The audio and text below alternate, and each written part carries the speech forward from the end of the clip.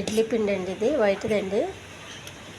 మన వైట్ మినపప్పు, వైట్ ఇడ్లీ రవ్వనండి. నైటే రుబ్బి పెట్టుకొని ఊరబెట్టానండి. నైటే ఇడ్లీ వేస్తున్నానండి గుడ్డలో. ఈ చిన్న గరిటెతో అయితే గరిటె పిండి సరిపోతుందండి.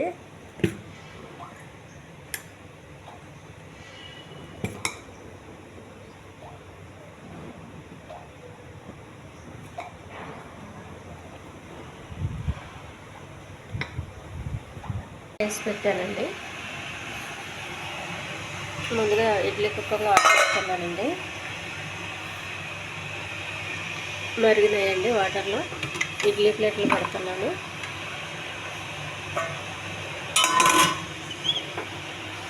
ఇడ్లీ రెడీ అయిందండి. ఈ ఛానల్ నచ్చితే సబ్స్క్రైబ్ చేయండి, షేర్ చేయండి, లైక్ చేయండి. దీని కొబ్బరి చట్నీతో తింటే చాలా బాగుంటుందండి.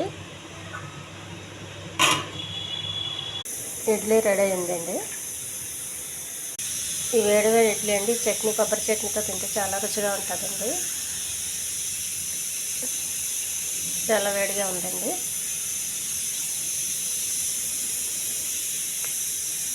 అద్భుతమైన రుచి అండి, చాలా బాగుంది.